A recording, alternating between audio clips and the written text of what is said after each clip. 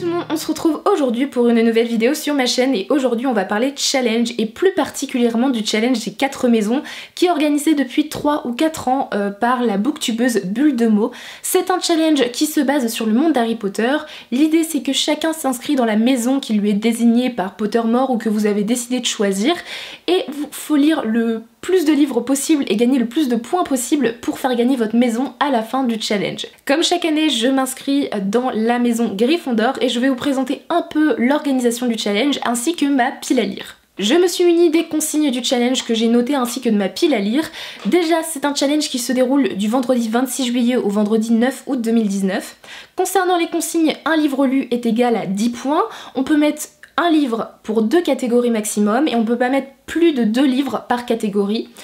Il y a des paliers bonus, c'est-à-dire que quand vous lisez 7 livres durant les 2 semaines, vous gagnez 50 points en plus. Quand vous avez lu 4119 pages, qui est l'équivalent du nombre de pages de la saga Harry Potter, vous gagnez 100 points en plus. Et ensuite, vous avez des catégories que je vais vous présenter avec ma pile à lire. Donc je ne vais pas vous présenter toutes les catégories puisque je ne les remplis pas toutes pour participer à ce challenge. Je vais vous présenter celles que j'ai décidé de choisir. Mais évidemment, je vous mets la vidéo de participation et de présentation du challenge de Bulle de mots en barre d'infos si cela vous intéresse. J'ai évidemment essayé de mettre un roman pour 2 catégories à chaque fois pour gagner le plus de points possible et lire peut-être des romans un peu plus longs puisque j'ai très peu de romans courts et qui me tentent énormément en ce moment dans ma pile à lire. Du coup j'ai essayé de faire en fonction de mes envies et du challenge. Donc pour la catégorie Moldu, donc un livre dans le monde réel ainsi que Hermione, un livre de plus de 400 pages, j'ai décidé de choisir Attachement de Rainbow Rowell aux éditions Milady. C'est un roman qui se passe en 1999 dans des bureaux avec un échange de mails, un homme qui va pouvoir surveiller ses mails et qui va tomber amoureux d'une femme qui travaille dans le même bureau qu'elle. C'est du Rainbow Rowell, j'avais déjà adoré, eu un coup de cœur pour Eleanor and Park et j'ai très envie de lire un autre roman de sa part. C'est un roman qui fait partie de ma pile à lire depuis un moment et à chaque fois je le mets dans des piles à lire de challenge mais je ne le lis jamais. Je me dis que cette fois-ci ce serait vraiment l'occasion. Il fait 500 pages donc il remplit totalement les catégories que j'ai sélectionnées et j'ai hâte de m'y plonger. J'ai ensuite mêlé la catégorie Avada Kedavra, donc un livre dans lequel la mort est présente avec Pansine, un livre historique. J'ai donc sélectionné pour ces 2 catégories Royaume de vent et de colère de Jean-Laurent Del Socorro aux éditions ActuSF. C'est un roman que j'ai mis dans le dernier challenge auquel j'ai participé qui est le 14 Books Challenge que si vous ne l'avez pas vu, il y a un vlog entier sur ce challenge et je n'avais malheureusement pas eu l'occasion de le lire à ce moment-là. C'est un roman qui mêle fantasy et historique et qui se déroule durant les guerres de religion.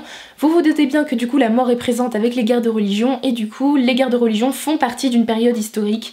C'est un roman qui a des chapitres très courts dont j'ai entendu énormément de bonnes critiques et qui en plus n'est pas très long. Voilà, il fait à peine 300 pages et en plus cette édition est absolument sublime. J'ai très hâte de le lire. Ensuite, j'ai mêlé les 2 catégories Nimbus 2000, livres lus en une journée, ainsi que Dragée Surprise, un livre inattendu, avec notamment Signé Poète X de Elisabeth Acevedo aux éditions Nathan. C'est la rentrée littéraire d'août 2019 de chez Nathan, vous l'avez vu dans mon dernier book haul si vous l'avez vu. Ici, c'est un roman qui est écrit en slam, et on va suivre une jeune fille qui a 15 ans, qui s'appelle Xiomara et qui vit à Harlem et qui en a marre de rester silencieuse et va décider de s'exprimer. Ici c'est un roman qui à la fois peut être lu en une journée même s'il fait 400 pages parce que c'est du slam, du coup il y a énormément de place dans le roman. Je pense honnêtement que c'est un roman qui peut être lu très rapidement et aussi c'est un livre qui est inattendu dans le sens où je n'ai jamais lu de roman qui est écrit en slam. C'est une originalité que je n'ai jamais lue. Je suis très peu fan de la poésie à l'origine, en tout cas les poésies qu'on a pu étudier au collège lycée, ça n'a jamais été un genre qui m'a beaucoup attirée. Et ici le fait que ce soit écrit en rime, ça va être totalement inattendu pour moi, quelque chose de totalement nouveau et d'original. Du coup j'ai hâte de voir ce que ça va donner, surtout que c'est un roman qui a remporté le National Book Award de 2018. Donc c'est un roman je pense qui a énormément de potentiel et j'espère l'apprécier. Ensuite j'ai mêlé 2 autres catégories, Pierre philosophale, donc lire un livre intemporel, avec Gazette du sorcier, un livre d'actualité, avec notamment La Servante écarlate de Margaret Atwood, ici aux éditions Robert Laffont, collection Pavillon Poche. C'est un roman que j'ai depuis un moment dans ma pile à lire, vous en avez sûrement entendu parler grâce à la série qui a été adaptée de ce roman. C'est un livre intemporel puisque ça fait déjà une trentaine d'années qu'il a été publié mais il ressort toujours aujourd'hui et toujours autant acheté par rapport aux thématiques qu'il traite, et c'est un roman qui est d'actualité puisque ça parle d'une sorte de dystopie où des femmes ont été sélectionnées pour tout simplement faire des enfants et sont violées systématiquement par des hommes. C'est un peu ce que j'ai compris, voilà, une chute drastique de la fécondité dans une république où les femmes sont réduites au rang d'esclaves sexuels. Avec tout ce qui s'est passé actuellement cette année, depuis le début de l'année, concernant l'avortement, concernant le féminisme depuis ces dernières années, je pense honnêtement que c'est un sujet d'actualité, que c'est un roman qui s'ancre dans l'actualité, et du coup je pense qu'il est parfait pour ces catégories. De plus, c'est un roman qui pourra me rapporter 10 points de plus puisqu'il fait partie de la liste de recommandations de Bulle de mots, c'est-à-dire que quand vous sélectionnez un livre qu'elle a mis dans sa liste de recommandations, ça vous fait 10 points en plus, donc pourquoi pas grappiller quelques points avec ce roman. Ensuite, j'ai mêlé les deux catégories première année, donc lire un livre jeunesse, avec Animaux Fantastiques, lire un livre qui fait partie d'une saga. Cette fois-ci, j'ai sélectionné Gardien des Cités Perdues, le 3e tome, Le Grand Brasier de Shannon Messenger aux éditions Lumen. Ici, c'est un roman qui peut aller à la fois jeunesse et à la fois young adult. J'ai décidé de le mettre dans de la jeunesse puisque les personnages principaux sont assez jeunes. Et c'est une suite de saga, c'est le 3e tome. Il y a énormément de tomes à cette saga, je pense qu'il y en aura 9 en tout, donc il faut absolument que j'avance. Les 2 premiers tomes ont été d'excellentes lectures, le premier tome un coup de cœur, le 2e tome une très très bonne lecture, et j'ai hâte de voir ce que va donner ce 3e tome.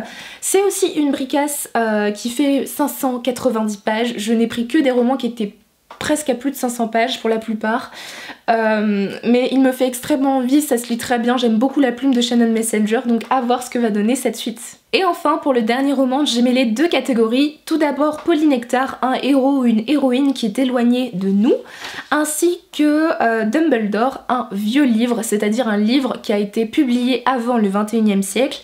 J'ai choisi ici La religieuse de Diderot aux éditions Le Livre de Poche. C'est un classique que j'ai très envie de lire, qui est assez court et qui est fait essentiellement de lettres, constitué d'une correspondance. C'est un roman épistolaire et du coup je me suis dit que ce serait un roman qui se lirait assez rapidement, et en plus j'ai très envie de le lire, aimant beaucoup Diderot ainsi que les auteurs des Lumières de manière générale.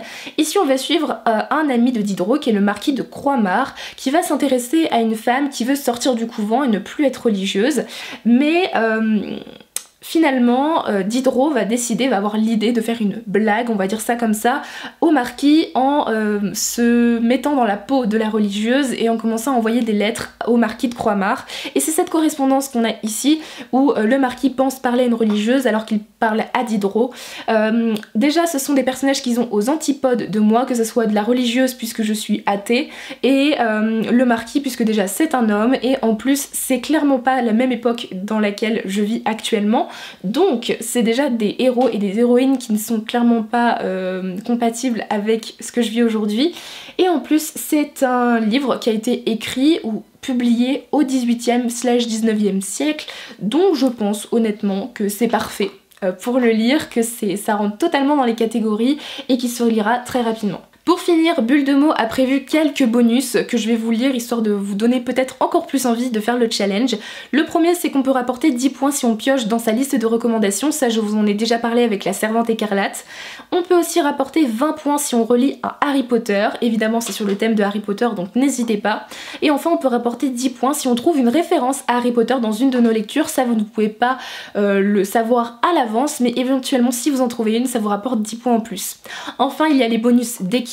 Pour chaque maison, Bulle de mots a décidé d'assigner un roman qui correspond aux valeurs de chaque maison, et vu que je suis chez Gryffondor, j'ai décidé que peut-être je lirais Jane Eyre de Charlotte Brontë qui me rapporterait alors 30 points.